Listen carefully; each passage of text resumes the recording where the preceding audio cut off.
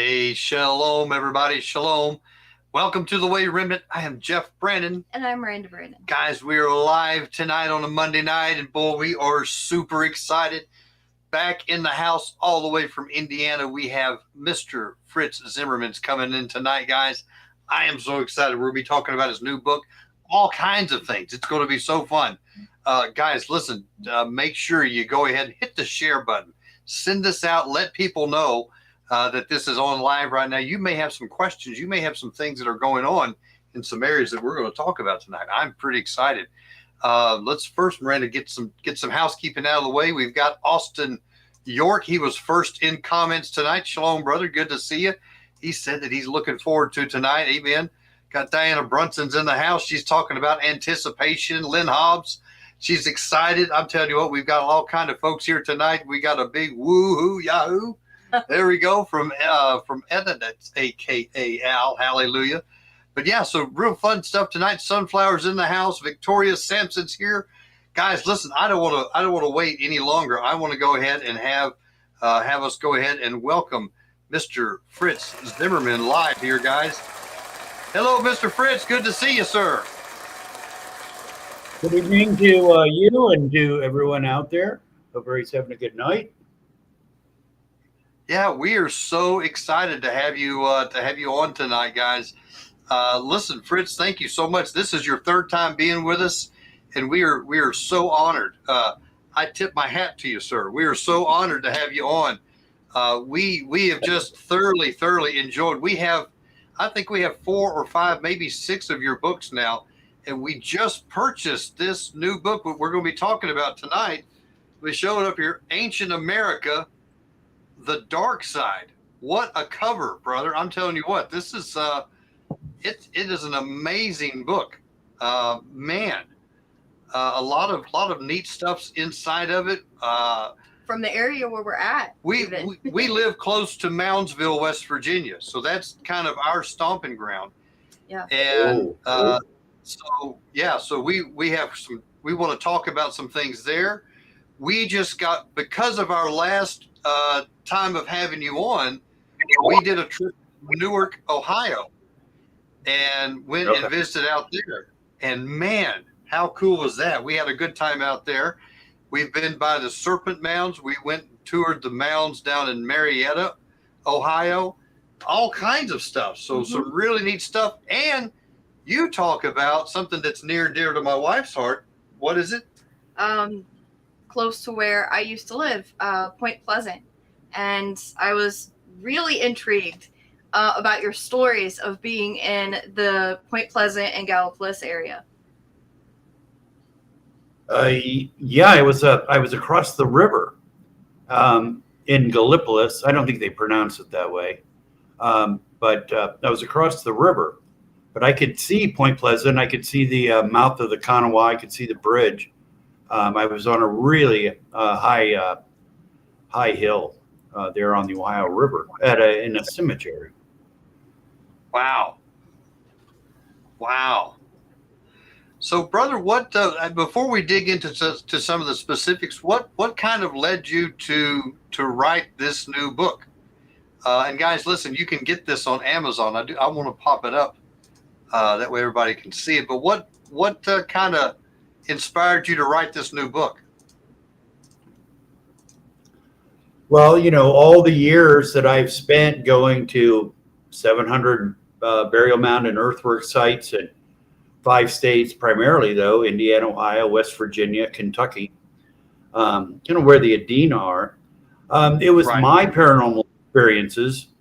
And then people were reaching out to me over the years of their paranormal experiences that they had at mound and earthwork sites. Some people just lived near mounds or earthworks and talking about their houses being haunted and UFOs and shadow people and disembodied voices, stuff flying around, cryptids, just the whole realm of everything that anyone could experience, including UFOs. And so it's my experiences and it's a lot of other people's experiences that they had.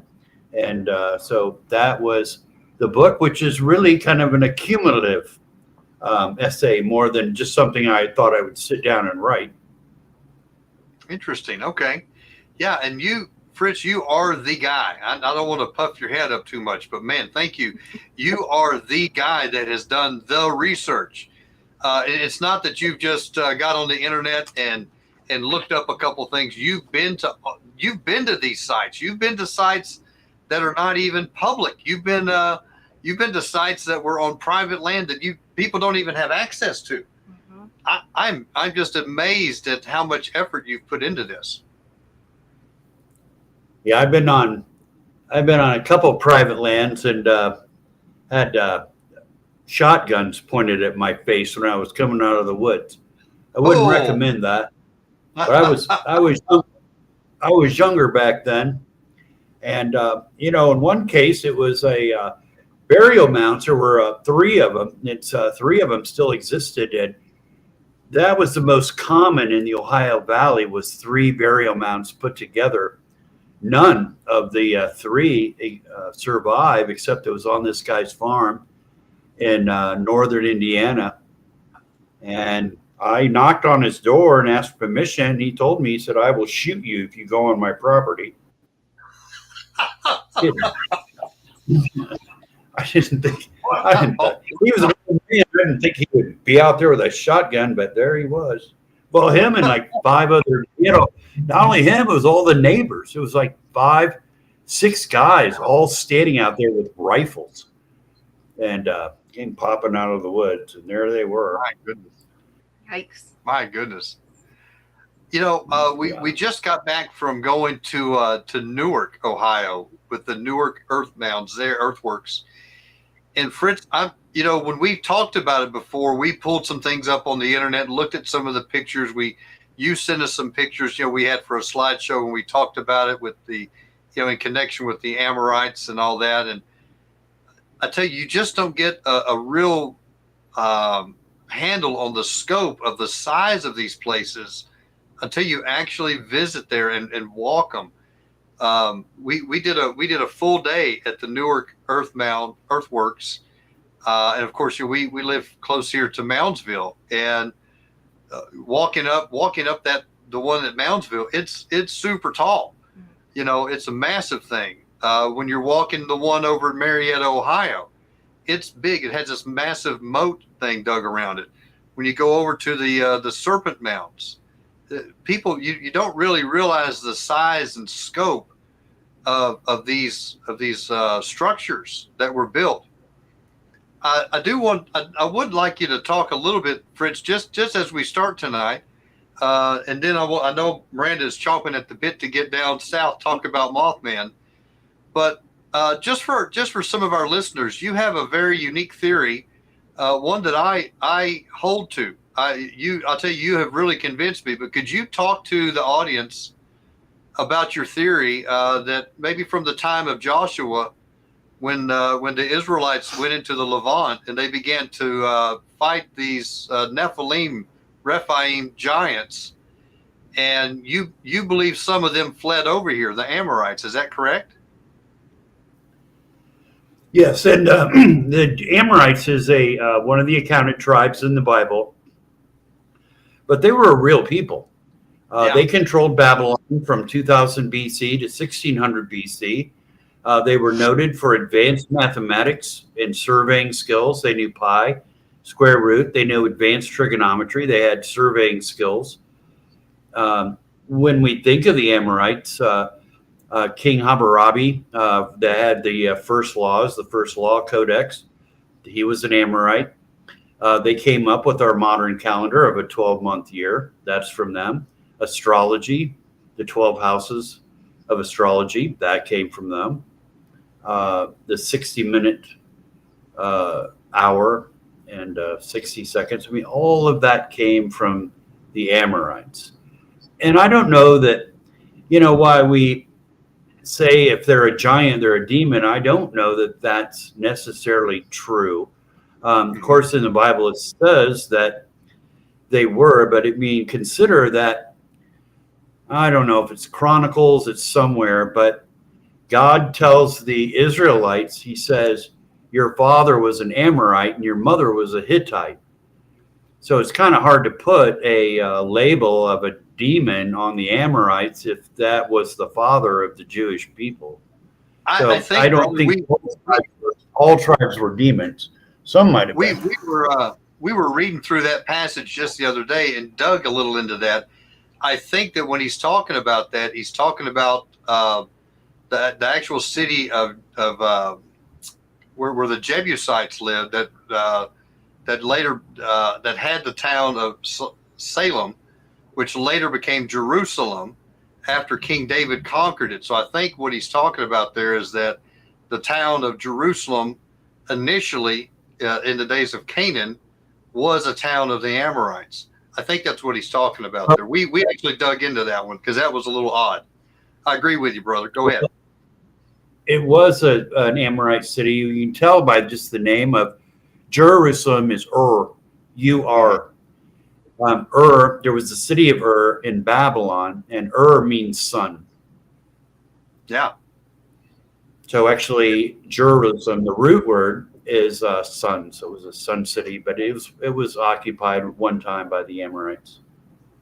I was really intrigued how you mentioned that you believe that the Amorites had a religion of math. And could you expound on that a little bit to some of our audience? Because I don't think they fully understand the scope, maybe tied in with Newark or some of the other places that you visited. Well, they had something called gematria, and it was a numerical codex where 666 was symbolic of the sun, and 1080 was a lunar or earth mother number. Now, it's interesting that there was an MIT professor who believed that the mound builders in the Ohio Valley were using what we call today as the foot.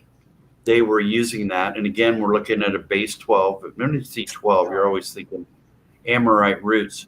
And in West Virginia, down in Charleston, there is a mound. And then there were two hinges on each side of it. One gateway was aligned to the summer solstice sunrise and the other to the winter solstice sunrise. And of course, they would also line up on the opposite side. Each one of those was 666 feet in circumference. Wow. And that in itself, you might say, is coincidence, but down in Lexington, Kentucky is another hinge, and that is 555 feet in circumference. Wow. Miranda has your book open right here to, what is it, page? This is where he has talking about the Kanawha River and it being called the River of Evil Spirits, and that is the circumference with the 666 is right there. Yeah.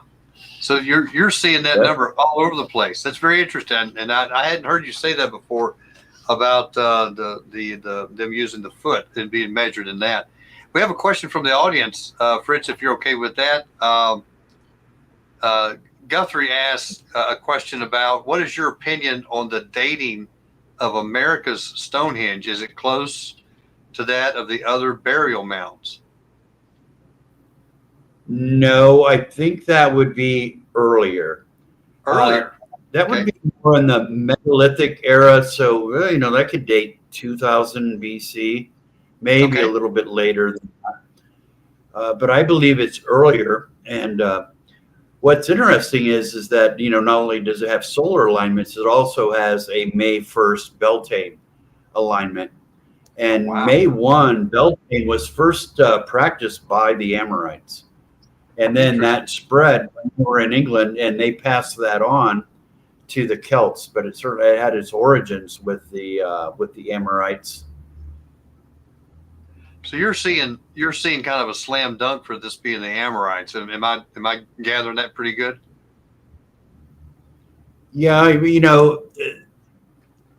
the Newark earthworks, when you were there, the circle that is attached to the octagon, and to give people an idea of how big this is, there's a circle and then there's an octagon. The octagon is aligned to the 8 lunar standstills that happened over an 18.1 year period, 18.6 year period. So those are all aligned to lunar events. But it's so large that there is a regulation golf course inside of the octagon in the circle. So it's a massive earthwork that can only be seen really from the air. When you're there, you can see like some gateways, you know, in the octagon, but it's really hard to look across and see the other side. The only way it's really visible is from the air. So it was, you know, it had a functionality to it. But the circle that's attached to the octagon is the same area as the square earthwork that was adjacent to the large henge that is aligned to May 1st. And I'm the first one to expose that in the book, the May 1st solar alignment at the large henge in Newark. I was able to But the mathematics. I was able to pull that up here, Fritz. I don't know if you can see our screen, but I'm showing. Yeah. I overlaid the city map on with kind of the map that's drawn, and this is that circle right here. And then this, like you say, it's built over an entire golf course. And Right. about What you're looking at there is you're looking at the henge right there. The golf course is over on to the left, my left. Yeah. Right. Okay. Yeah, so fascinating stuff. Fascinating stuff. When we were there, we were just shocked that they had built a golf course over this place. We learned that they had destroyed another earthworks that was about 10 miles south of there, where they found the one of the Newark holy stones. There used to be a stone pyramid, and they had destroyed that to help build a levee and farmland and stuff. And I'm just, how much of this stuff, Fritz, do you think that we've destroyed versus how much is actually left? Do you think we've destroyed most of it? Well, I mean, there's some left. I was at the stone mound. There are some remnants. Okay. It was 60 foot high, built of stone. They removed the stones for the reservoir for Columbus, Ohio. Right. They took 5,000 wagon loads of stone from that mound. That's incredible. 1,000. And that was still there. And the Newark earthworks, the golf course has been great. They keep it mowed. They haven't destroyed anything. But now it's been handed over to UNESCO. And I don't think, I would say go now while the golf course has it, because I don't think UNESCO is going to even mow it. I don't think it's even. I don't think you're going to even be able to see it. I know we've once they over, and the Ohio History Connection is moving to have everything taken over by UNESCO, so it's no longer going to be our history; it's going to be world history, and it's being handed over to a board of foreigners in other countries. So, wow! I did not realize that. Yeah, it's really sad. Yeah, we can go to some of the mounds that we visited. They're not even, like you say, they're not mowing them, and they're starting to have little trees come up on them again. I know some of these trees had been removed in the past, but now they're starting to grow back up with this, and it's a very sad thing to see indeed. I know. I would like to shift gears a little bit, and let's get into some of your book with the supernatural side, because that's the primary focus of your new book, Ancient America: The Dark Side. And my wife Miranda grew up close to Parkersburg, and so she grew up hearing and Mothman was kind of a big deal for that area, especially for a cryptid. I mean, I would venture to guess you heard about Mothman before you heard about Bigfoot, right? Type of thing. So, Fritz, what got you attracted down to Point Pleasant? Well, there was a burial mound across the river at a Gallipolis cemetery. I was going there to photograph I knew the mound wasn't there. There was a gazebo on the base of it, but it was probably a good 100 foot in diameter. It was a good sized mound before it was leveled, and then they put the gazebo on it. I was up there doing that. I didn't even know about the Mothman when I went down there. It wasn't until I had my experience up there and I got home, I was telling a friend of mine where I was, and he said, well, have you ever heard of the Mothman? I said, no. And that night I watched the Mothman prophecies. So that was enlightening. Yeah. Yeah. So, do you mind sharing a little bit about your experience there that you had? Well, I was up in the cemetery. Like I said, it's on a high bluff. And I took a photograph at the mouth of the Kanawha because I just wanted to get a shot of that. And I did that. And as soon as I did, there was this creepy kind of high-pitched voice that said, "Nice evening, isn't it?" And it was right in front of me. And like I said, I'm on this bluff. There's nothing up there, nothing around me. Yeah. And you try to rationalize stuff like that. I mean, your first thing isn't really to go ghost. So I thought maybe a voice maybe traveled up the hill, that maybe there was a business at the bottom of the bluff. Yeah. And that had come up. So I got in the car and I went to leave, and, there's a drive going down this steep hill. And it got to that drive and my car lurched to the left. And I had to go back around the cemetery, and I got up to where that drive is, and I had my hand on the wheel, and the wheel just turned in my hand. Just turned back around. I went, and I went up to that, and I thought, maybe the car had hit a hole or something, and it just, popped the tire left. But I'm pulling up there. It's like, wow, this is flat. I don't know why that my wheel would turn like that.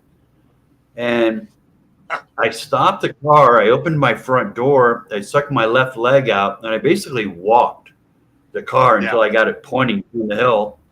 And then I took off, and then something was with me for a day. My next stop was Charleston, West Virginia.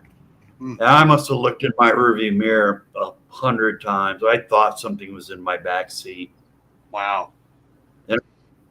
Then got to Charleston, got in a hotel. My room was like 50 degrees. Maintenance people didn't know why. It was freezing cold in there. Wasn't that cold outside. I was actually opening up my door to let warm air in. I don't know, my room was cold. Wow. Got through that. Next day, went out to the car. I had no oil in my car. I was, traveling. I'd, check the oil in the morning. I didn't have any oil, none.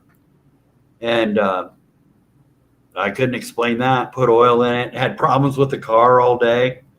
And actually left Charleston where there was a 666. My next stop was Richmond, Kentucky.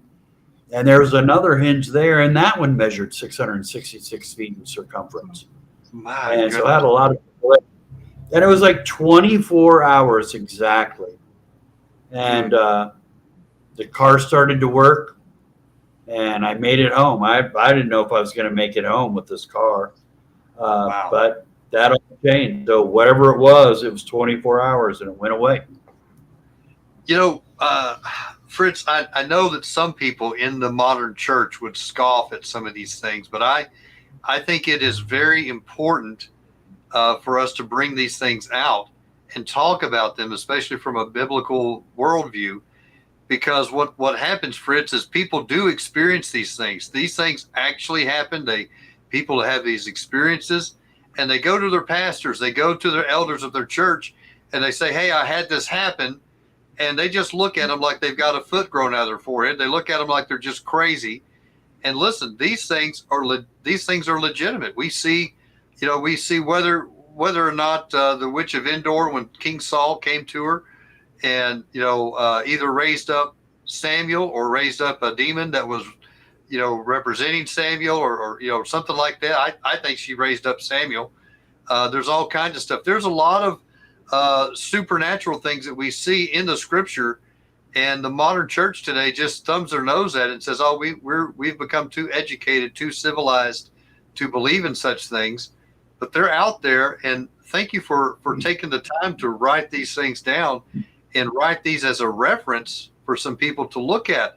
I love how he gave a biblical answer for the Mothman, because I had been to a school trip in the area and they had talked about some of the history. There were some wars that had taken place there, and there was mentioned that there was a lot of supernatural in the area.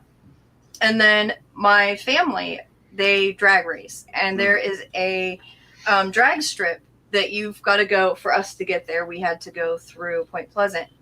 And we were coming home one evening, and I was with my brother and a friend, and our friend that was driving the car saw a blue orb of light in the middle of the road when we were coming through Point Pleasant. And obviously, you know, my grandfather went right after the bridge fell, the Silverton Bridge. And so we always heard stories about these things. There's a lot of documentaries, and they always point towards aliens. But Fritz, you brought up in your book, and I thought it was genius, that the Mothman fits with the demon of Pazuzu.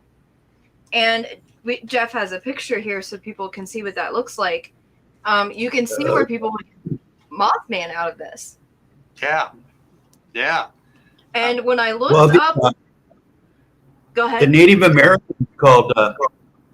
Americans called a bird that's on a rock face in Alton, Illinois. They called it.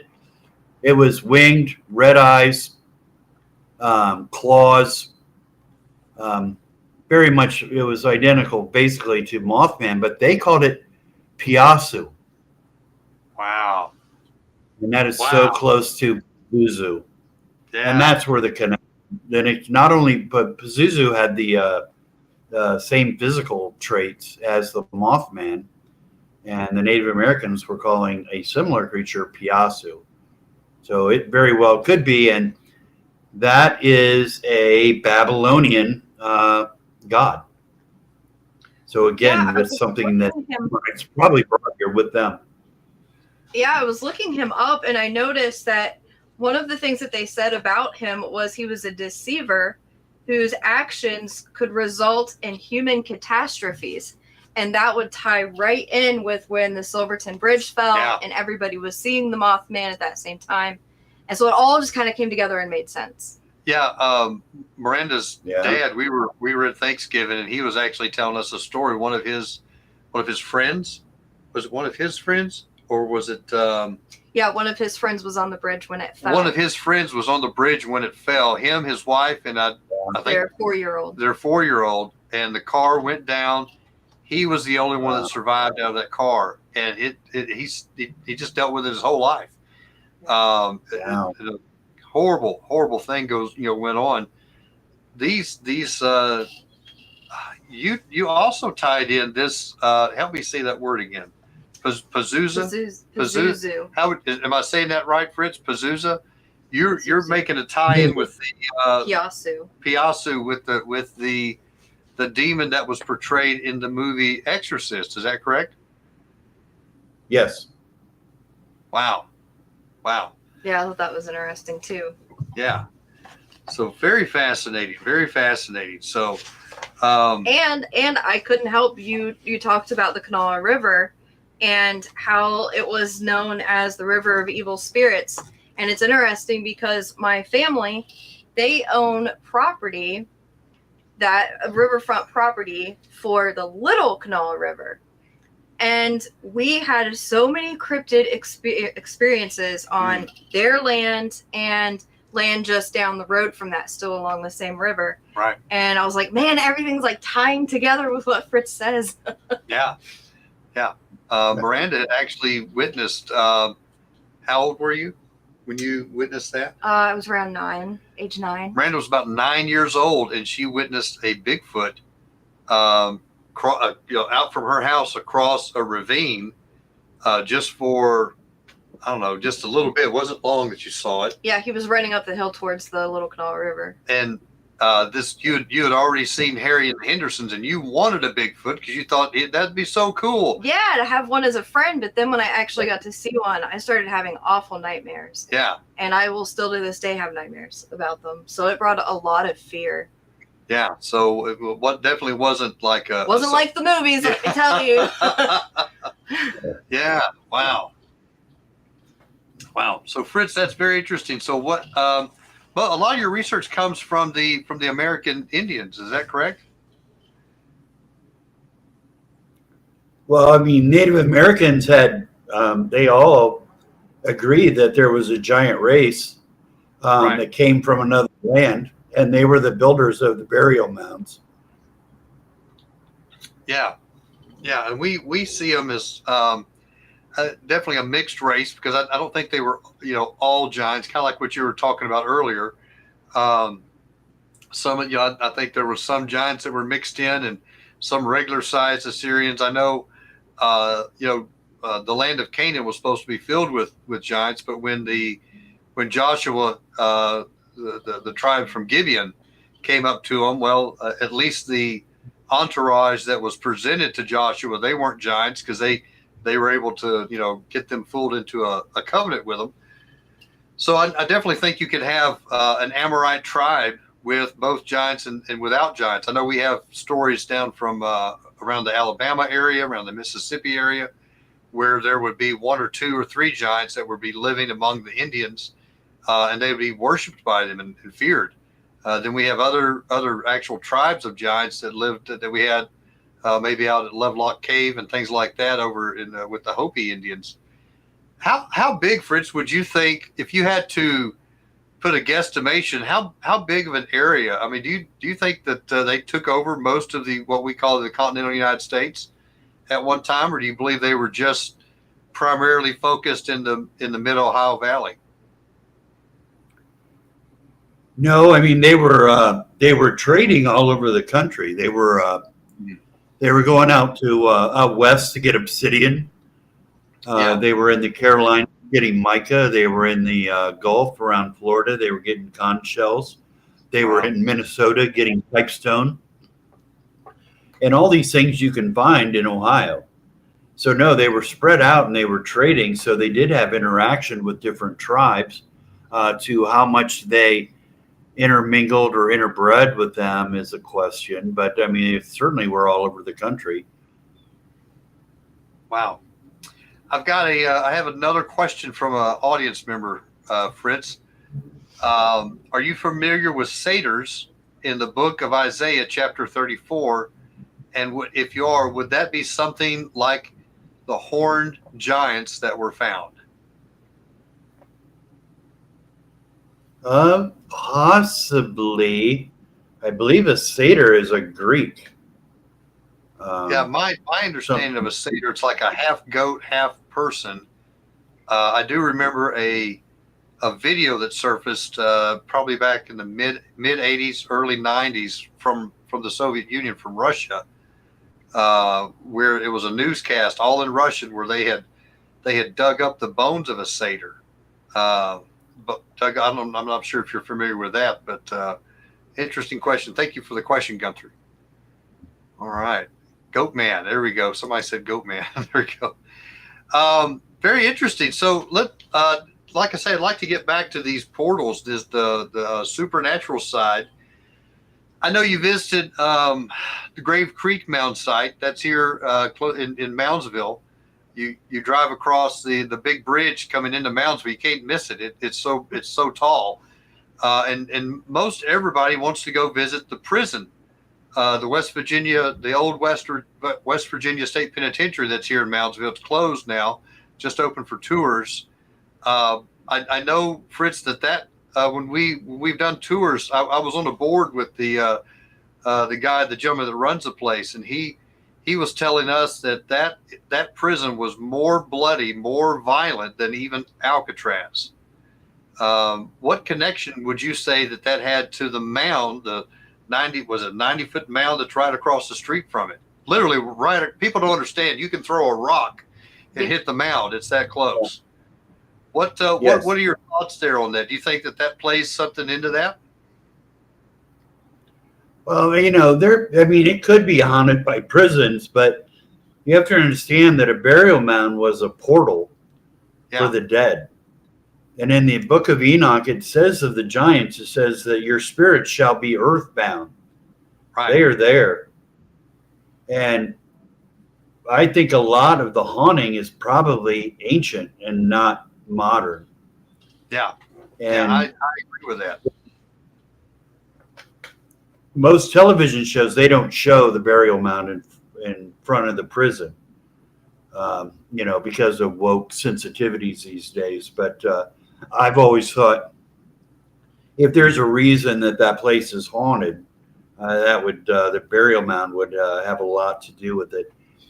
And in the bottom of that burial mound was a man that was 8.5 foot in length, and his wife was in an upper chamber at the top of that mound. Yeah. Where it's cut off right now. That's basically where her grave sat, because the mountain extended further up than what it is now. And that skeleton that they found in the bottom, I don't know if I put that in this book or not, but did. that skeleton was in a museum. That was in a museum that was actually in the mound itself in the 1830s. Would we have permission from you to just hold the book up and show that? Would that be okay? Oh yeah, that's fine. Yeah. Okay. That's fine. So I want to tell this little bit of a story here. This Fritz, when we got done with your show, I think it was your first show that we did with you. Go to the top of the page, the one that's in black and white. Looks like a lithograph. That's a skeleton. Yeah. So there's the long one. Yeah. This is a long picture of the skeleton. Let me see if I can pull it up. That's that skeleton. So there, and his head. The head's on that side. His head right here. Is there a black and white of a skeleton? I thought I saw it. It's on the other page. Okay. Both of these. Both of Okay, both of these pages. Yeah, both of these. Yeah. That's a close up of the That skull. one that was in the museum. That's in a newer museum. That skeleton there was 7'6". And then there was a lithograph from the 1830s of the giant skeleton that was put on a wall. Right. And inside Right here. where the museum. Yep, that's this one right here. Oh, Yeah. I can't see that. Oh, I'm seeing words. Yeah, that's No okay. pictures. Yep. So so interesting. I'm really glad you put that in this book. We got done with your interview. I went down to the mound probably 2 days afterwards, and I was hitting up some people that worked there, and they're like, "No, that didn't happen. That's not true." Blah blah blah. And I'm like, "Yeah, but I know a guy. I got a guy that's got a picture. You're my guy, Fritz. You're my guy." And I am so glad that you put that in this book because The listen. museum, that picture in the that lithograph, which we're not going to see, I guess. They took it and they changed it. They removed the large skeleton and they put a normal sized skeleton in its place. Yeah. They changed it. Yeah. And when you go to the museum now, there is a sign about that there's no such thing as giants, pseudo-archaeology. So this is all of the, that. Can you move over just a little bit? I don't see it. okay. Oh, This is God, you're so, okay. you're so this is close. okay. It looks like it's showing on our end. It's showing on our end, Fritz, but this is the original one. And I'm gonna flip over. I want to flip That's over the and original. show them. That's the original lithograph there. And then, That yeah, and that I wanna- lithograph was changed by the museum, and now that same lithograph is now shown in the museum. Only it's a regular that's- sized skeleton. that's the new one that they show. And when they show it, it's just like you have in the book. It's kind of blurred. I guess so you don't have, so you can't see. And it is. I have a color picture of it somewhere Well, here at the house. We're It's going to do not another blurred. show. It's a clear picture. They changed the skeleton. They took the large skeleton from the original and they put a small skeleton in there. Absolutely, yeah. It's definitely been doctored. Oh, good. They said they can see it. Okay, so everybody, listen, Fritz. I know you're having some trouble seeing it. Everybody else could see it on the program, so thank you guys. But yeah, Okay, good. So now you All right. Well, mentioned you mentioned their portals. So you're tying this in with the Book of First Enoch. That when the giants God was going to make the giants kill off each other, and he said that when they died, he was going to curse them, and they wouldn't go to any other place, but they would stay earthbound, and there's actually some places where it says that they'll be there to torment man. And so these are, I believe this is where we get demonic spirits from. And you're saying that these demonic spirits from the dead Nephilim are here roaming the earth, and they use these mounds. Either the mounds were built on top of known portals, or these became portals. Is that kind of what you're saying? No, the mound itself is a portal. They're not built on portals. The mound is the portal. Okay, it's kind of like over in Israel, where they have the Valley of the Shadow of Death, and they have all the dolmens everywhere, something like that, correct? Oh yeah, there's megaliths all over. Well, Jacob worshipped a pillar and poured oil on it, and the Bible does give some insight really into the megalithic era of these stones. God says, "Build me an altar of stone. Let no hammer touch it, lest you ruin it, to be whole stones." And Right. so kind of what you're seeing with, stone circles, which they have in the Bible. So really the Old Testament is more of a megalithic era. And so that is what they're describing is dolmens and pillars and stone circles. And so really the roots of the Bible is in the megalithic era. I know, like Gilead actually means like a heap. So, and they had a big mound there as well. So I'm wondering if these things are all kind of tied together. Very, very interesting. And we've seen and heard of accounts here in town locally, Fritz, of people seeing shadow people, having a lot of supernatural events go on close to the mounds. We've heard of, I know some people don't like to mention the name of skinwalkers, or they've seen Bigfoot. They've seen all kinds of stuff. We actually, there was a young boy here. At that burial mound at Grave Creek, they've seen. Now I've read that they've seen shadow people there at Grave Creek. I didn't know about cryptids. I didn't know about skinwalkers. But you're saying people are seeing skinwalkers at the burial mound? Not specifically at the mound, but close to it, like within a mile or two of the mound. Yeah, we actually had a young boy that was killed here, and his family actually saw him get ripped apart, and they said it looked like a werewolf. Really? Yeah. That, and a local sheriff here recently told his story on Jeffrey's channel, where he talks about Dogman, and he talks about how there's a guy named Jeffrey Nardine that has a channel that talks about cryptids. It's primarily focused on dogmen and stuff, but he does other things as well. He talked to this gentleman, interviewed him, and even talked to the retired sheriff that was over the case back in the day, and they confirmed all these things. And poor little kid was ripped apart. Of course, the government comes in and says, "Oh, it was a bear," or something like that. And you better say it was a bear. And you better say it was a bear. Yeah, that type of thing. So, crazy stuff. Again, Fritz, one reason we do these shows like this is because these things do happen. We have massive stories everywhere. And if you go to most of the churches and talk to them about, "Oh, you're crazy."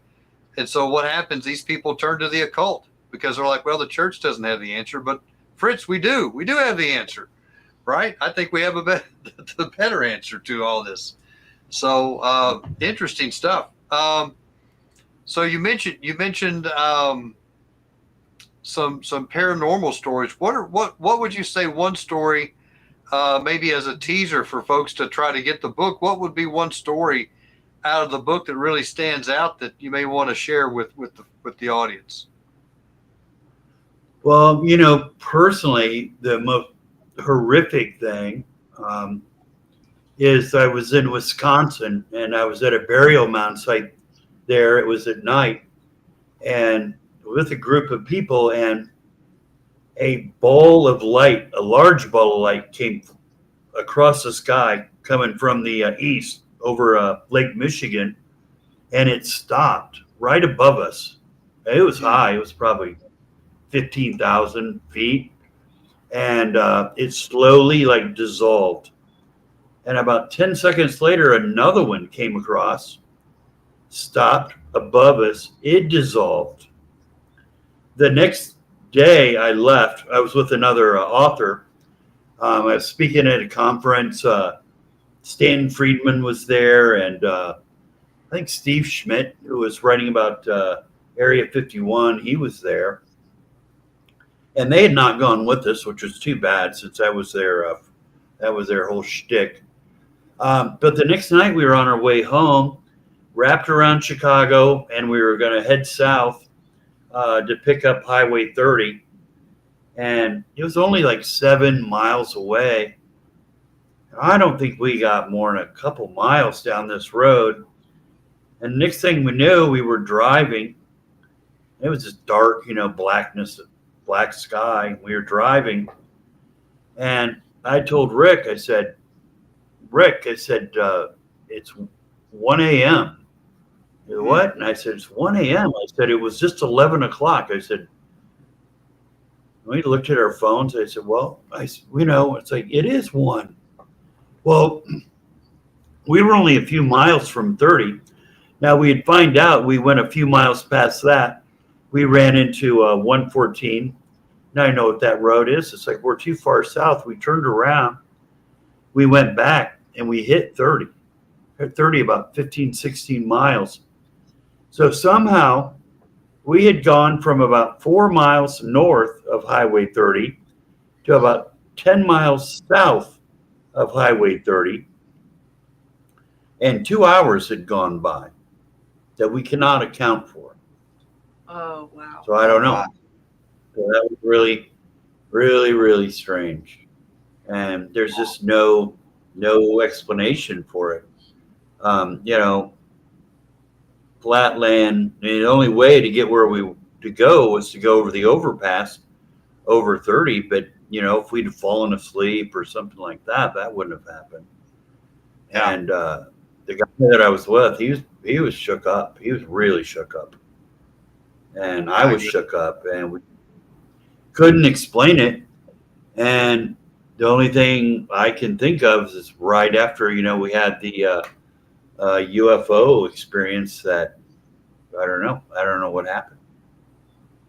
So I did a podcast the other night, and she was telling me, she's like, well, have you ever thought about doing regressive hypnotism or something like that? And I said, I just do not know. Yeah.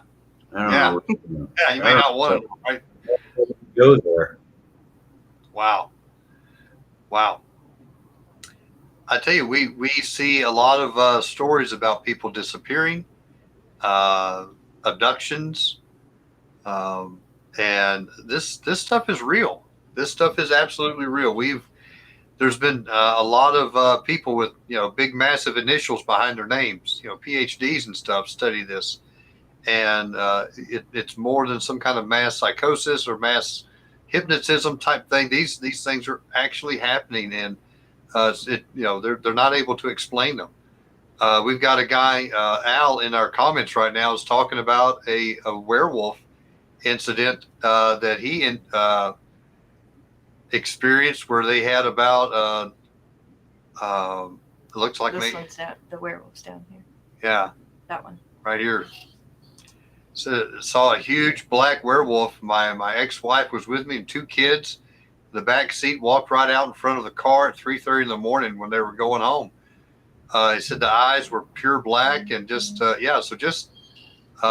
very interesting stuff. So that you begin to talk about these things, Fritz. Scroll down. And this one had red eyes. This one had red eyes. I'm sorry. You begin talking about these things, and you start hearing from people all around, like, "Oh yeah, I've got a story," or "Oh yeah, I've got a story." How? I mean, am I saying that correctly? Would you say that as you talk to people about this, that it seems like either something has happened to someone when they're talking to you, or they know of someone that's had something happen? Would you say it's that common? Yeah, I mean, there's a lot of people out there that have experienced strange things. I tried to concentrate just on people that saw things around burial mounds or earthworks. Right. And that was a lot because I think those are portals were possibly where these things are coming out. And another thing to remember is that these are demons. Yeah. Bigfoot's a demon. Werewolf is a demon. A cryptid is a demon. And they're going to manifest as something scary. Mothman is a demon. Right. And they're going to manifest in different ways and different things. Mothman, I mean, how many people do we have in Elmer Fudd hats with shotguns out there trying to shoot a Bigfoot? And it would seem to me with thousands of people looking for one of these, somebody would either get a photo or shoot one. But the thing is they're dealing with a ghost, and you're not going to shoot a ghost. Yeah. Yeah, we've seen we've heard from stories where they could kind of cloak themselves almost to full invisibility. We've seen, kind of like what the Predator did in some of his in the movies with the Predator. We've seen where they just they're there 1 minute and they're just gone the next. Or turn into an orb of light. We've heard stories about that. Turning into orbs of light and just disappearing. And these things need to be talked about. And people have talked about taking photos of the mounds and orbs of light showing up in the photos with mounds. Yeah. Yeah, and again, Fritz, now we've definitely heard the stories around the mounds here about these shadow people, shadow creatures.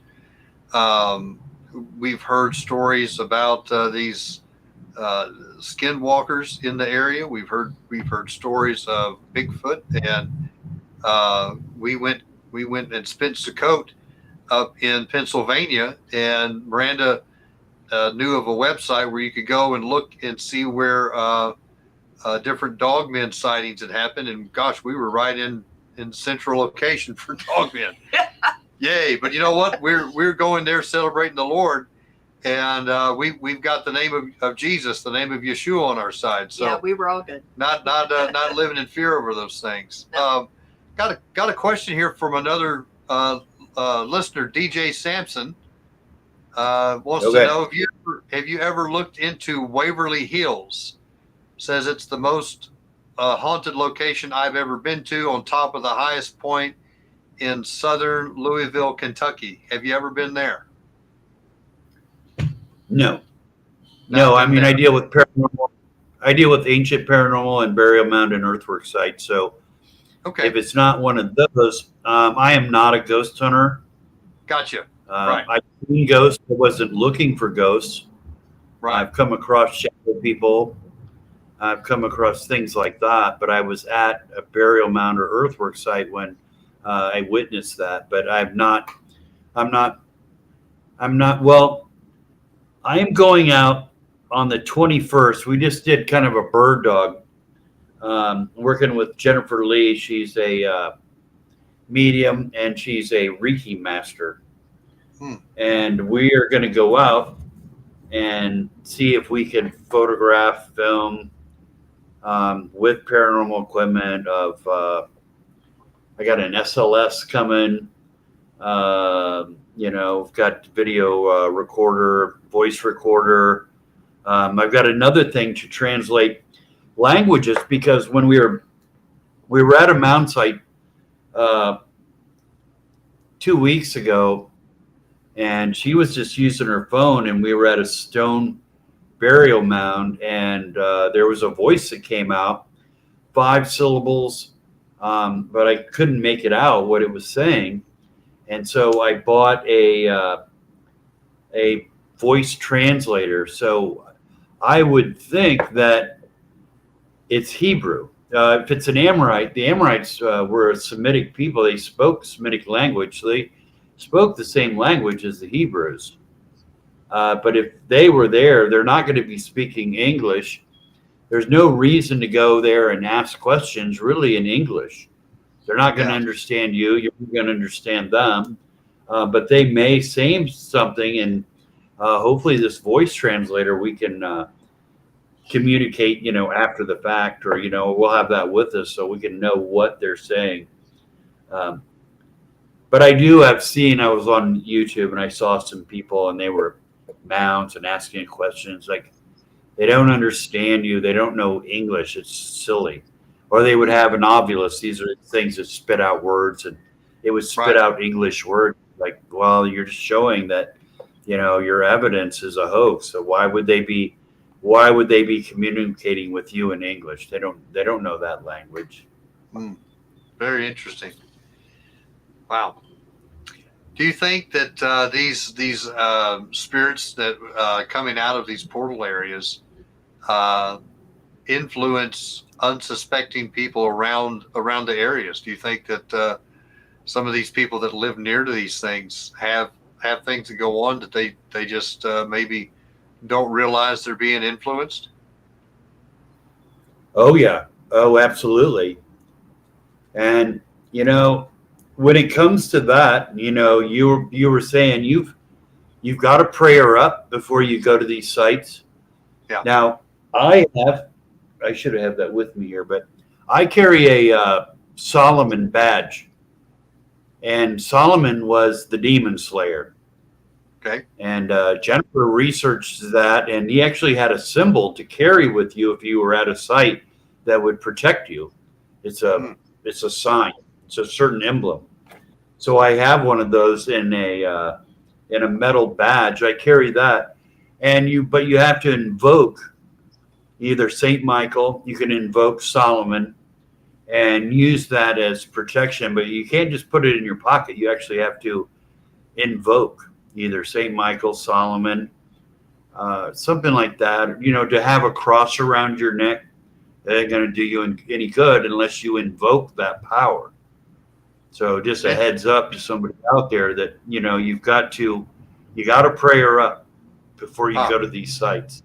And you've got to be strong. If you're weak, if you're into drugs, if you have addictions, then, you're a target. You're an absolute target. So you've got to be strong mentally, and you've got to go strong when you're in those, and you have to be prayered up either to God or, to one of the archangels. I like Solomon.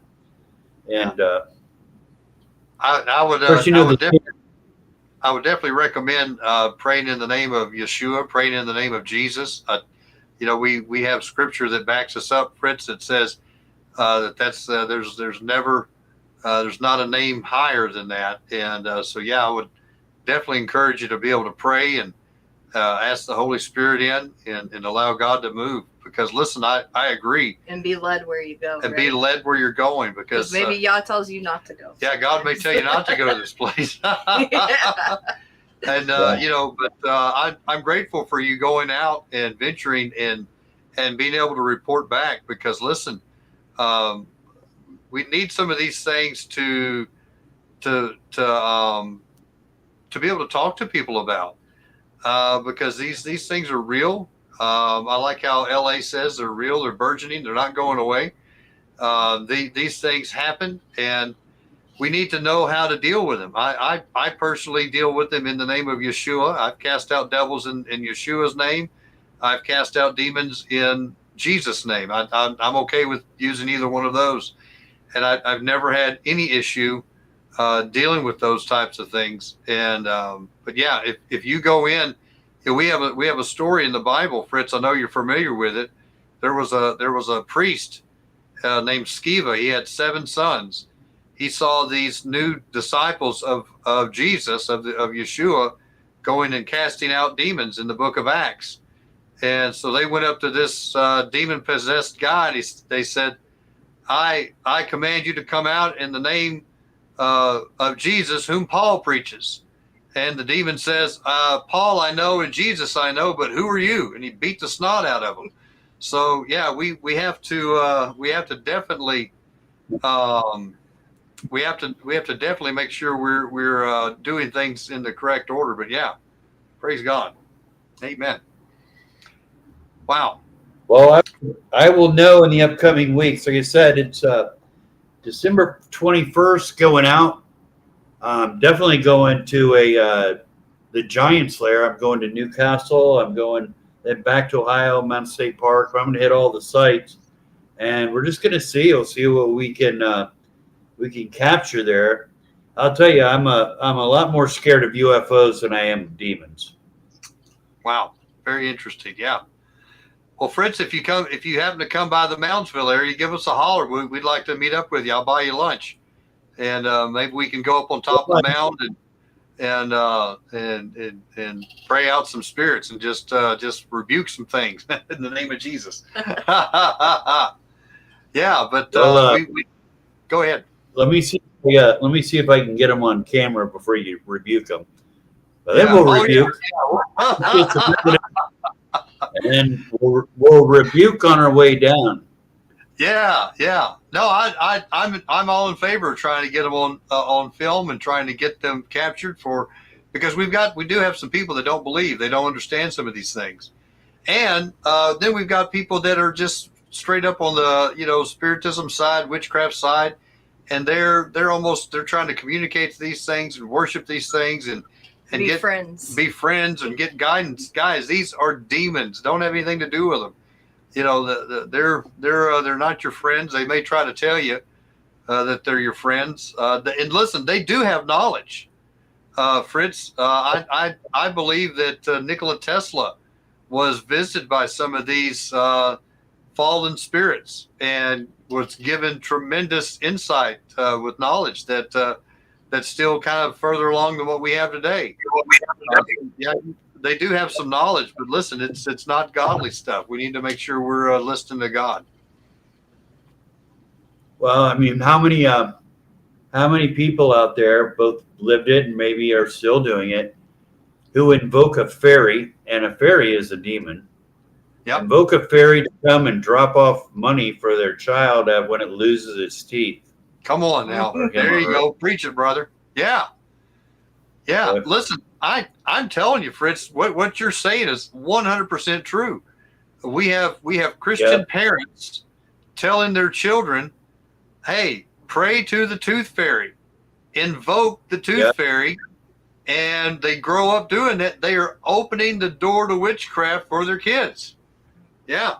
Well, absolutely. I wrote the Encyclopedia of Ancient of Fairies, and I don't know, I must have 1,500 accounts of people ran into fairies. Some stories are long, some are short, but you have a 99% chance it's going to end up bad, meeting up with a fairy. So if you know that, why would you invoke one to visit your child to bring it money? Just the act of telling them that a fairy is going to come into their room is somewhat frightening. I did when I was a kid. I didn't know any better. And the fairy that visited me was cheap. I think I only got a quarter. Yeah. Hey, listen, Al, and I'm not mad at our parents for doing those things. I think they did them out of ignorance. But when you do find out, you need to stop. I think that's the message we're saying here. When you do find out that you're maybe doing things in the wrong area, you need to stop, repent, because we don't want these things running around us. And that fairies, little people, and all that kind of stuff. We need to be careful with that. Wow. Well, they're also mentioned in the Book of Enoch.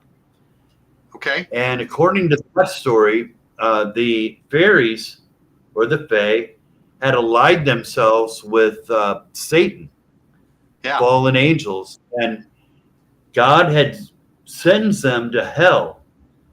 Yeah. And story goes they were about halfway down. They were descending into hell, and God changed his mind, and he said, "You too, like the giants, you will inhabit the earth, and you will take on whatever environment kind of you live in." So it would be woods fairy, water fairy, or water spirit. So wherever they ended is what kind of fairy they would be. Now, we also have sightings at Mountain State Park. Stories that's in Anderson, Indiana. It's a hinge site.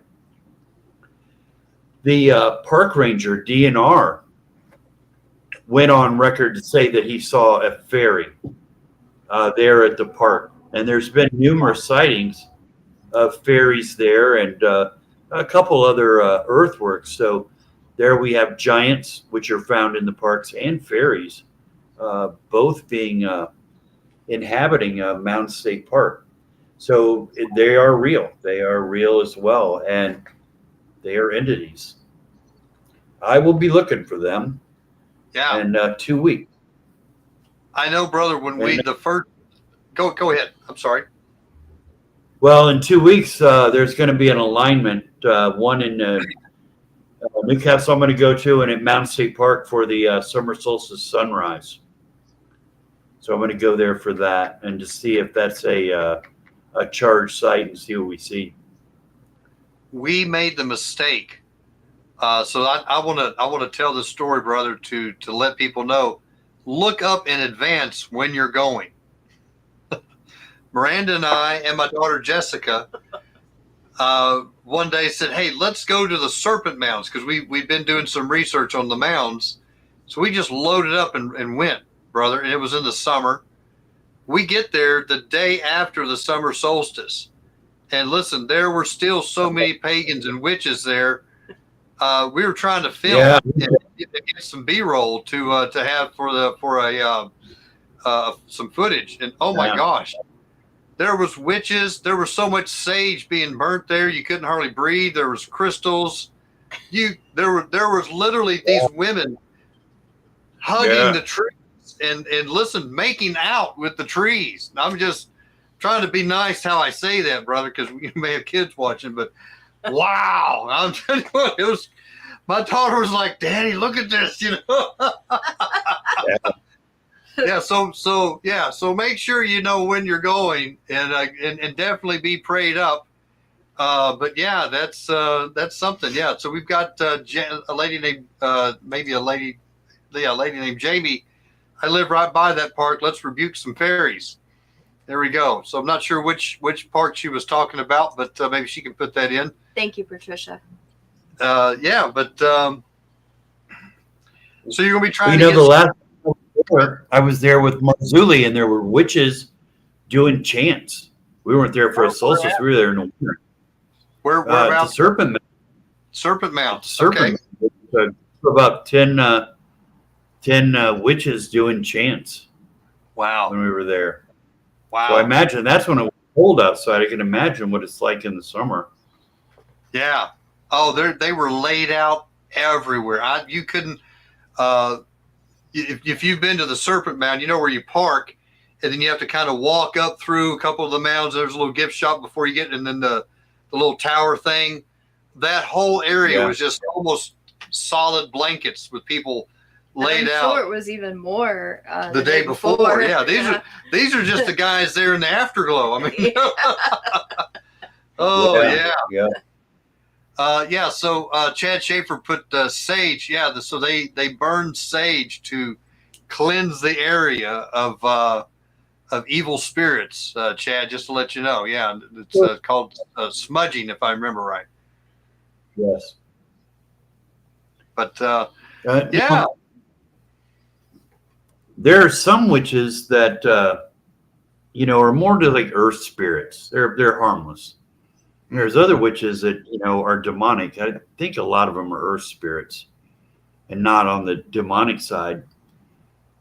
There's actually somebody told me of some these people seeing fairies in southern Indiana, and she said it was a group of witches that were seeing them, and she's going to introduce me to them. I'm going to go out with them and just see what they're seeing. It's kind of a scary proposition, but it's what I do now. So we'll check it out. We'll be praying for you, brother, and lifting you up, and pleading the blood of Yeshua over your life. How about that? Yeah, maybe they'll get saved. Hallelujah. That'll be good. Yeah. That's good. Do you get a lot? And I appreciate the fact that you and I know LA does this as well, because you guys go to all kinds of conferences. And I appreciate the fact that you don't shy away from people because they, most of the time when they hear someone's a Christian or something like this or a believer, they don't have anything to do with them.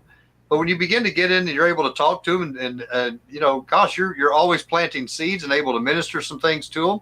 And so praise God for that. That's good stuff. Yeah. We've been to a few of those with LA, and you're just gonna do a lot of talking. You can just guarantee that. So it's part of your day, talking to people. Oh my goodness. Yeah. Wow. How many times have you been up to this one here in Moundsville? Is it just once or twice, or have you visited more than that? And I was just curious if you'd had any happenings while you were here at this particular mound. Not really. There in the day, and when you're shooting, I mean, I did a shoot with LA. We were there a little bit. We were in the museum. That's where that lithograph came from. Right. But when I'm doing the mound guide, I'm in and out. I'm going to get a photograph and I'm leaving. So I'm not really hanging out long enough to see anything. But I've been to Moundsville, Grave Creek, probably 4 times. I was at Fort Hill, which is just up the road from the Serpent Mound. And up there, I was up taking some photographs. Again, I wasn't planning on spending very much time there. And I was up by the gate where the 2 serpent heads come together. Okay. It's a stone work that goes around. Oh my gosh, I don't know how big. It's big. But it's an undulating stone wall that goes all the way around, and it comes together with are 2 serpents, and there's a gateway. I was there and I saw a shadow person, very tall. It moved towards the serpentine stone wall. It went behind a tree that was much smaller than it, but when it went behind the tree, it just disappeared. So I was just staring over there at that tree, and like, did I just see that? And it moved out of the tree and it moved back away from the serpentine wall, and then it disappeared behind another tree that it was much bigger than. But once it hit the tree, it just dissolved. And at that point, I went down the hill. Wow. And then I interviewed a guy in the book, and he saw the exact same thing, and he was standing exactly where I was. He was with a friend of his who was pretty shook up about it. And they waited till they got down to the hill, and his friend, this guy, asked him, like, what did you see? I want to ask you before, I tell you what I saw. Well, that's what they saw. They saw a shadow person. It was very tall. So it sounds like they saw the exact same thing that I saw at the exact same place. So, that was I don't know, I don't want to say scary. You don't get scared until afterwards, when you go through everything you had to say, like, well, it could have been this, could have been that. Now a shadow person, it's like, well, I don't know what it could have been. It certainly wasn't a bear walking on 2 legs. It certainly wasn't a disappear behind a tree. So only afterwards, it seems like you get scared after the fact. But when you're up there and you're doing it, there is some terror that it's like, I got to go. I got to get out of here, But the real scary part is when after you leave and you start thinking about what you had just witnessed. Yeah. Wow. Fascinating stuff. Well, brother, like I say, we'll be praying for you when you're going out and dealing with these things in the next couple of weeks. We'd love to hear back. If you get your ghost busting gear and you catch a slimer or something like that, that'd be great. Take it back. We can talk about the Twinkie. So, but oh man, listen, I am super excited about your new book and the stories that you have in it. The facts that you have in it. I love how that you've tied a lot of these stories from the American Indians with the Amorites and the stories of the giants. I think that these things are correct, and I think that we had a large population of these Amorites and giants over here. I think that we actually also had a population of some Hebrews that came over later, and maybe filled up the land a little bit as well. And Fritz, we just did a show on the Newark Holy Stones with the Decalogue and the Keystone, and the Decalogue was found underneath that big stone pyramid that was close to Newark. And it was under the main mound that was 20 foot tall, and then under a wooden coffin. And I just think that that's fascinating. And anything that goes against, go ahead. That mound was 60 foot tall, 60 foot stone mound. Yeah. And it's fascinating that anything that goes against the narrative of modern day, they offhandedly discount it and say, "Oh, that didn't happen." But more and more, Fritz, we were finding out that there is a history that was in the United States that's where we live, and we've not been told the truth. It looks like there was a massive civilization that was here in the continental United States. It had a robust economy. They traveled all over the place. When we were at Newark, they told us about this fire or rainbow flint, and how that Newark is the only place in the world where this stuff, you can find it, be able to mine it, but then it's found all over the place because people travel to these earthworks, Newark earthworks, as like a main hub. And took it back as a souvenir. So yeah, that was mine there in Newark. I was just there, and I was in the hotel, and the lady, if you ever stay in Newark, always stay at the Cherry Valley Inn. That's just beautiful. But she was asking, "Have you been to the Newark Flint?" And I said, "No." I said, "I'm so busy with going to mounds, but that's definitely on my list. I don't know if there's anything paranormal going on there or not, but I would like to see it." Yeah, it was the most desired, and then the second most was Harrison County, Indiana, hornstone or the gray flint that you see a lot. That's real desirable as well. But between that and the Newark flint, those were probably the two most popular in ancient times. Wow. I'm just shocked that when you visit these places, Fritz, are you still seeing that people, the officials stonewall everything and just say, "Oh, that didn't happen"? Or are you seeing any of these people starting to kind of come over and say some of these things may be true? Well, that's kind of interesting because the theory that the Newark earthworks, that if you draw a line between the octagon and the hinge and then straight down and then connect them, you have a Pythagorean triangle. Right. That's how they were laid out.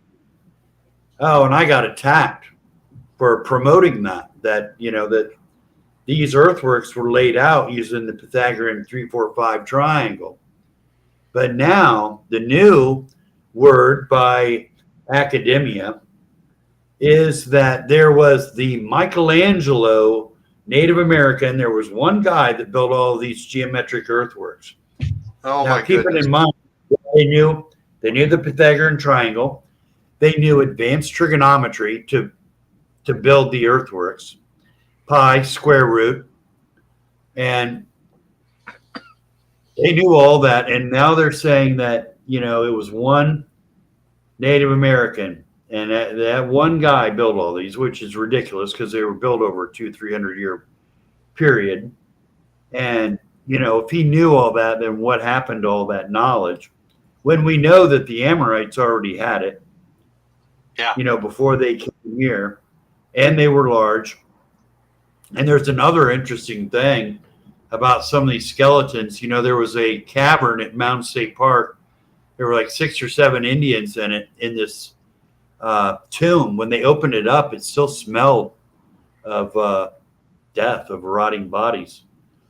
And the thing they described the skulls as having a occipital bun in the back, and that occurs numerous times describing giant skulls. Now, generally, an occipital bun is associated with Neanderthal. However, Northern Europeans had it up until about 2000 BC, and they are the only known modern group of Homo sapiens that had an occipital bun. And you know, from the book, I have a chapter in there where I don't get into race. I say that the giants are actually a different species of man. Yeah, and I like that, because that falls in line with, you know, when you had this hybrid race mixing of angel and human. It creates a different species. And that's why God was so upset, is because it was not made after their own kind. We bring out, Fritz, that you know, where did these angels get these ideas? And if you look at and you look at what a cherub looks like, it's a hybrid creature, but it was something that God created. It had 4 faces, it had 6 wings, or 4 wings. The seraphim had 6 wings. So God does have creations like this. And so when these angels had fallen and they're wanting to create, well, they're just kind of trying to copy what God had already done. You know, not an original thought, but again, they went outside the bounds of what was allowed, and God's like, yeah, you can't be doing that. And there's another story in the Apocrypha that the giants were born from Lilith, who had snuck in and mated with Adam and begat a race of giants. That's another story. Of course, you know, there's a lot of books in the Bible that, you know, they've taken out. If you buy a Bible from about 100 years ago, it'll have the Book of Jubilee in it.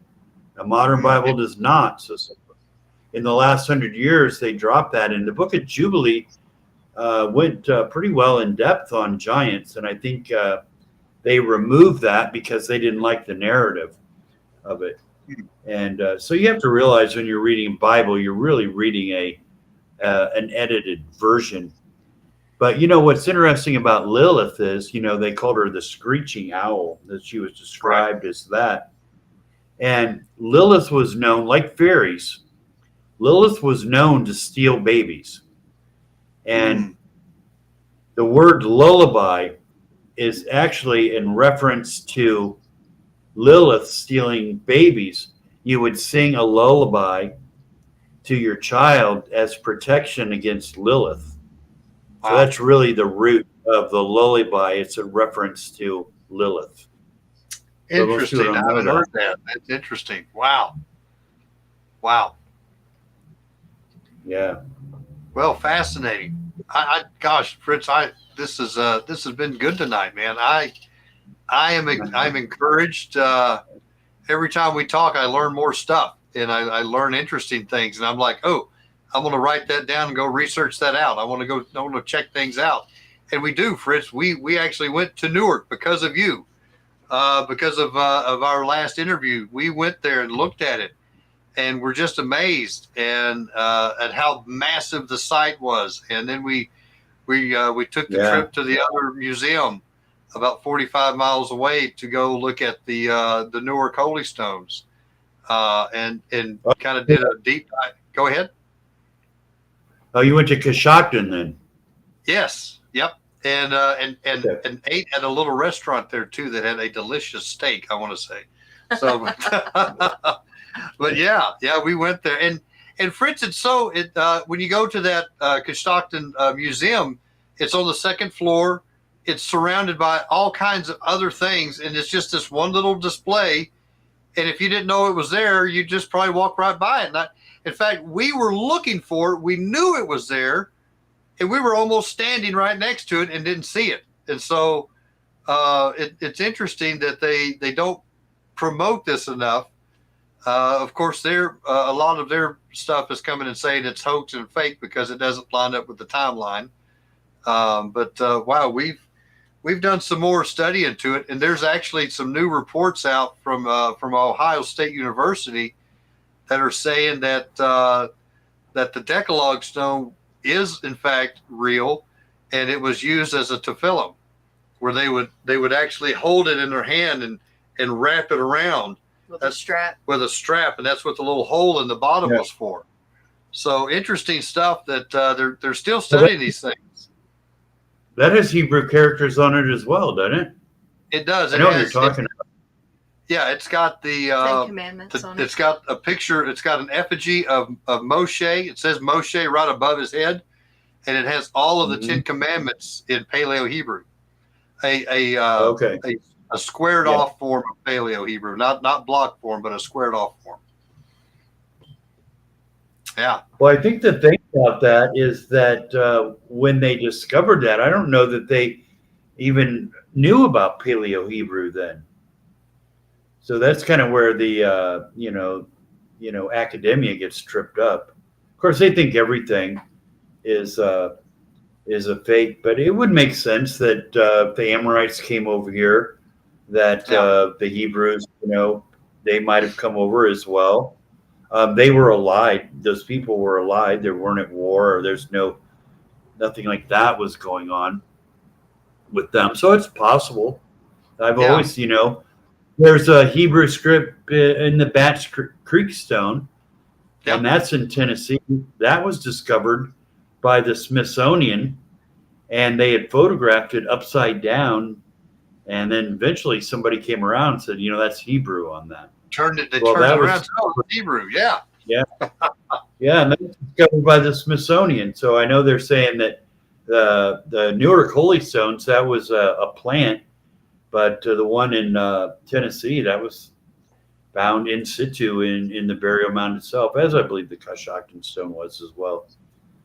Yeah, we believe that the Decalogue was buried under some Hebrew holy man, because it was buried in a wooden box, which was unusual, under that mound that was under the stone pyramid. But the keystone was actually found up on the golf course, in that golf course area in the octagon, in a pit. And so we're wondering, maybe that was something that was captured and was a spoil of a capture, and then someone just threw it. I just looked at it as far as maybe an Amorite or something looked at it, threw it in a pit because like, oh, we don't need this. I mean, so it could have been all kinds of things that went on. We don't know. That they didn't have a video of it when they tossed it in or something like that. So could have been all kinds of stuff. We think that the Amorites probably came over during the days of Joshua, and then probably we believe that the Hebrews may have come over when they were being dispersed the last time when Assyria was taking over the 10 kingdoms up north, and so we kind of think that's when maybe some of the Hebrews may have come over. So there's a good couple hundred years in between those events. So yeah, fascinating stuff. The Amorites were probably here. Either the Amorites were in Babylon around 2000 BC, but they were around that area much longer. But the Isle Royal, where all the copper was taken out, there was 50,000 tons of copper that they cannot account for. It's just not there. Wow. I mean, you don't find copper in burial mounds. I mean, you might find a bracelet, but I mean, nothing. I mean, all the copper that's been removed from all the burial mounds in Ohio probably isn't more than about 5-10 pounds, probably. We're talking 50,000 tons. And one man estimated that all of the pits of copper, they were bringing this out. And keeping in mind, they were bringing out lobes of copper that was as big as 5 tons. Well, Native Americans would pick it up off the ground and maybe hammer it into a bracelet or a medallion or something like that. So they certainly weren't the ones up there mining that copper. The Chippewas say that at one time there was a white race that was doing it. That's their story. Interesting. So they believe that it would have taken 10,000 men 1,000 years to dig up all that copper. And where was it going? Well, this was the Bronze Age. Right. So you need copper and you need tin. And one of the larger tin mines is actually just southwest of Stonehenge.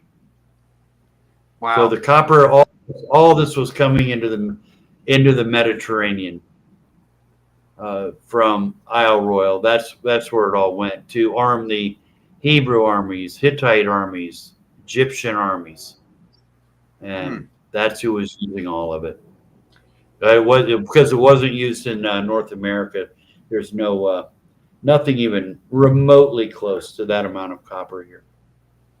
I did want to ask a question. My family, my heritage, my last name is Brannon, and we come from the O'Bannons, and there's been some traces back to both Ireland and Scotland, mainly Ireland.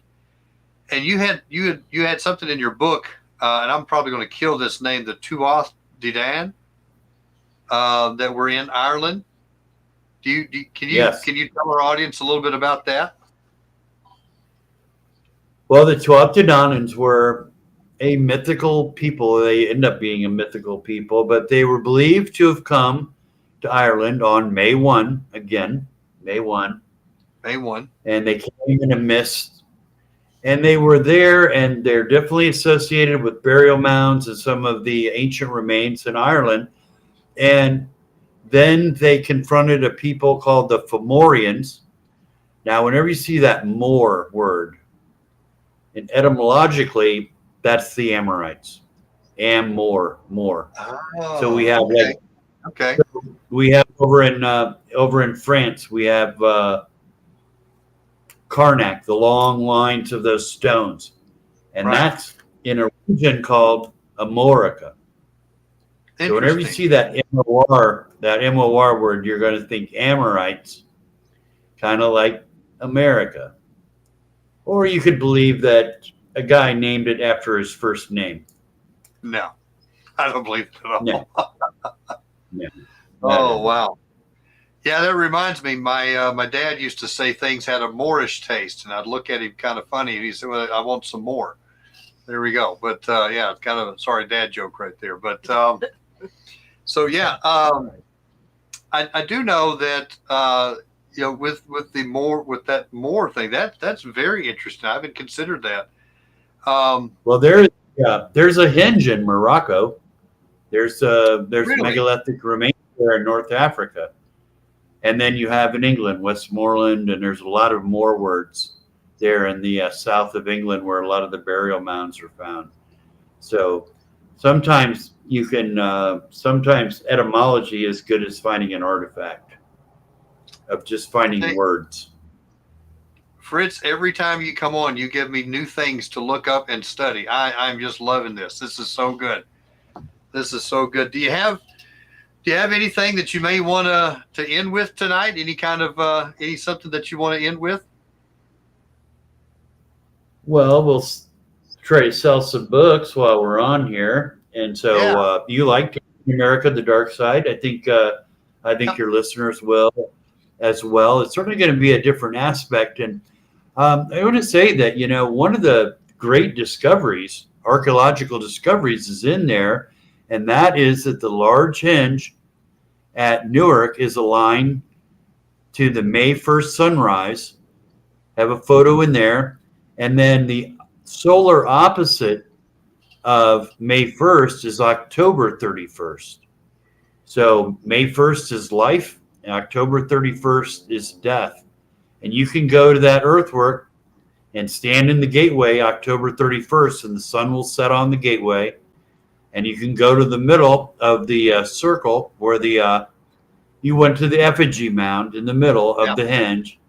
And if you stand there, the sun will rise on that gateway. You have to wait for it to clear the museum that they built right in the gateway. Right in the path. Which shows you just how ignorant Yeah. These people, Ohio History Connection. Here you have a solar temple and you build a museum in the gateway. Can you imagine if they built a building on Stonehenge where all those people come for the summer solstice sunrise, but you can't see it because some knucklehead at the museum put a building there?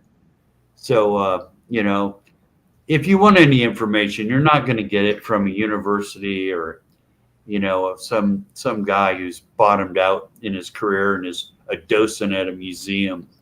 So, you're just going to have to go to people like me and get the alternative answer. And that answer is probably the true answer. Fritz, I want to say, when you were here last time and you were talking to us about the stuff at Newark, you had me armed to the teeth. I was ready to go. So when we went to the museum in Newark, and we had this one, they just have volunteers that are working, and they've been given a script, and they're going through the little script with us and all this. Yeah, they don't know anything. I mean, they're not responsible for anything. So don't give them. If you're there, don't give those ladies a hard time or anything. It's it's the goofballs at the Ohio History Connection. That's behind all of it. But yeah, those old ladies, they don't know anything. Well, the guy that was talking to us, Fritz, we let him do his spiel, and I had made mention to him. I said, "Man, that is amazing," and we started talking about the math with it, and we said that is totally amazing. This culture that didn't even have a written language at the time was able to do advanced trigonometry. And the guy just kind of stopped and looked at me. His eyes kind of got big. He's like, "Oh, I've never considered that."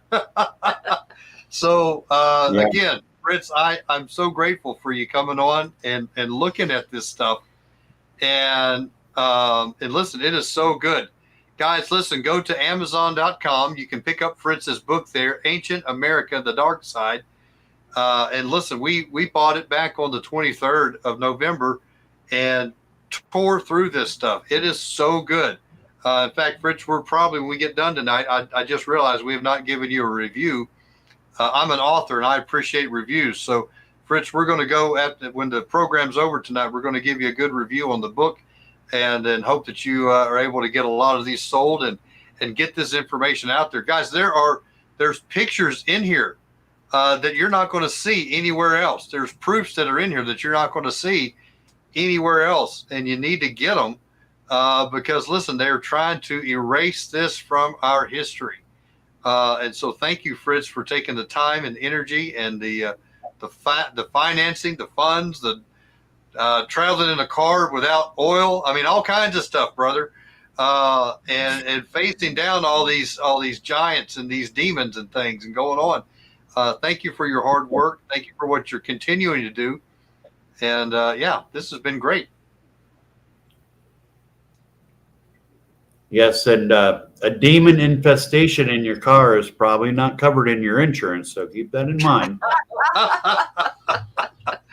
Amen. They would wrongly say that was an act of God, but that's not happening. That's true. Okay, well, Fritz, thank you, brother, for coming on. We'll have you come back on at another time, but you're always welcome here if you have something on your heart and you want to bring, or we would love to have you at any time. We hope that everybody goes on. Again, guys, go hit up Amazon. It's $15. Go to Amazon, buy his book tonight, Ancient America, The Dark Side. You won't regret reading it, guys. There's a lot of great information in this book. Highly, highly recommend it. It's a great read, and would love for you guys to get that, and then and give Fritz a review on it as well. We'd love to get those things out. Fritz, thank you so much for coming on tonight, brother. We love you. It's so good to see you. And thank you for being, we're just little small fish. So we appreciate you coming on our program, and we just love you so much.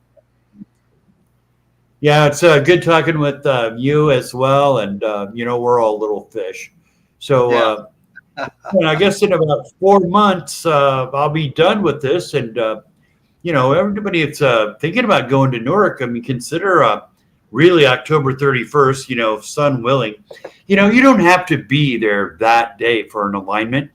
The sun moves pretty slow. So you really have about 5 or 6 days and you're going to see an alignment.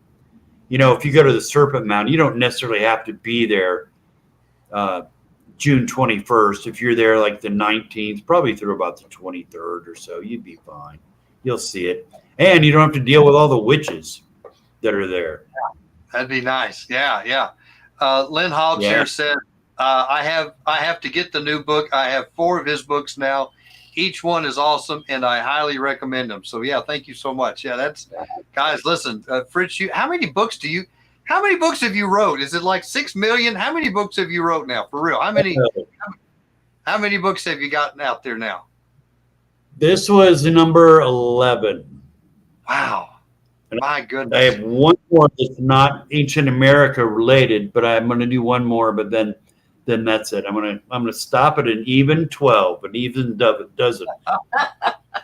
Amen, brother. Amen.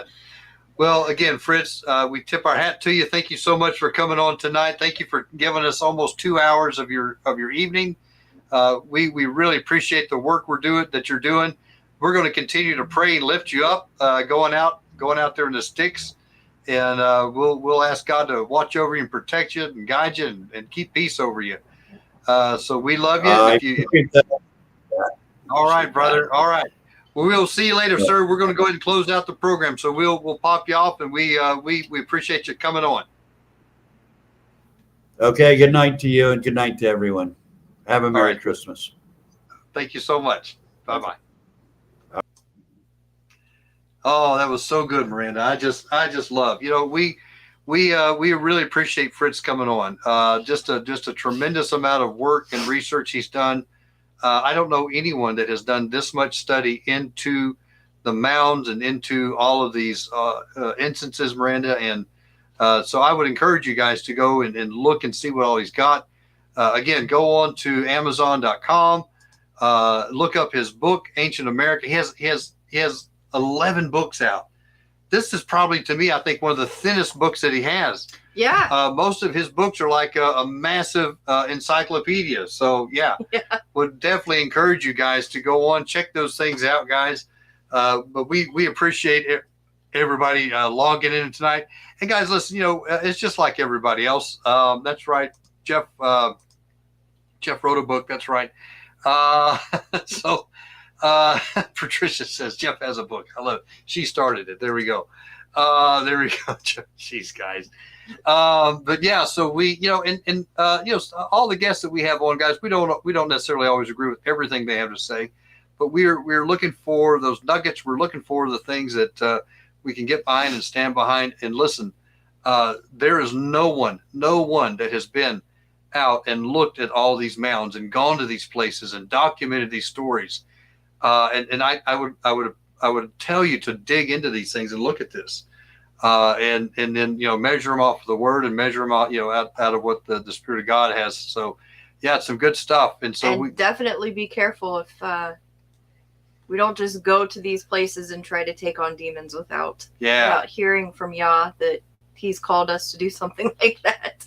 Gotcha. Yeah.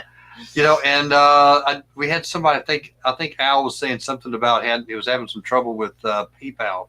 Guys, if you go, when we close the program out, there'll be a little a QR code that you can actually pause the video, take a snapshot. It should take you right to our PayPal if you want to help support the ministry. And we would really appreciate that. That'd be great. Thank you for bringing that up, Al. And listen, if you're having trouble with that, just shoot us an email. If you're having some issues with that, let me find the email. Shoot us an email at thewayremnant@gmail.com. We can try to help you, thewayremnant@gmail.com, if you're having a little issue. I know that someone else was having some issue last week. They were wanting to try to set up a reoccurring type thing, and we did switch some things around. I think that you should be able to do that now. But guys, listen, we appreciate you so much. We have so many things lined up to talk about. I see April Lockhart. Where is she? Where we go? April Lockhart is in the chat tonight. We're going to be having April and Vicky come on, I believe, January 13th. Guys, that's my daughter's birthday. That's her birthday present from us this year. We're going to have Vicky and April on. That's your birthday present. There we go. It's going to be good stuff. But they're going to be talking about the correlation with parasites and demons. That's coming up just in about 2 or 3 weeks, maybe 4 weeks, something like that. But guys, get ready for that. It's going to be a good show. But we have so many things that coming up that we're wanting to talk about and go into. But be ready to look for some things. We may just pop on. So because we have a lot of stuff going on, guys. But thank you guys for tuning in tonight. We ask that if you have not subscribed to the Way Remnant, that you would subscribe over here. If you have not subscribed over at Take on the World TV, that you would subscribe over there, and then go in and hit the like button, hit the share button, do some commenting. But it would be good, guys. Listen, share these things out.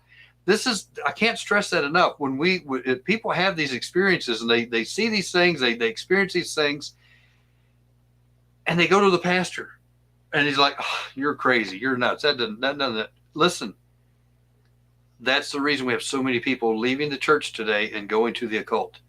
We need to be able to look at these things and have a biblical answer for these things, and that's what we're trying to provide for you guys tonight. Yeah. And thank you, Lynn. Yes, Lynn said she liked my headband. Oh, Lynn got me this headband. Yeah, for my birthday. Yeah, absolutely, yeah.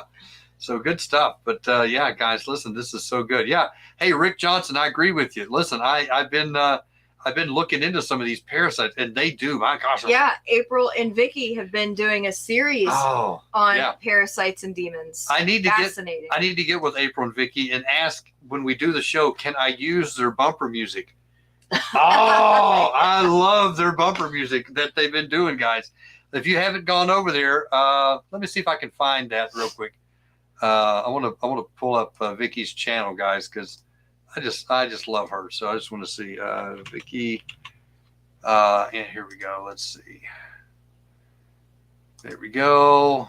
Get this, guys. I want to tell you, go over to this website.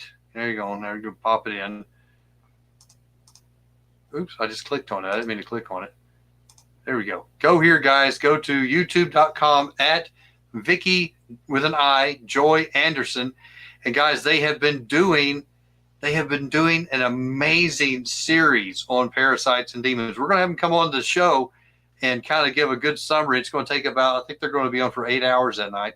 It's going to be great. I'm just kidding. Maybe 7 hours, but it's going to be great. But go there, guys. Look at that, what they're doing, and give them some love over there. I think they only have 100, 200 subscribers. They need some subscribers over there.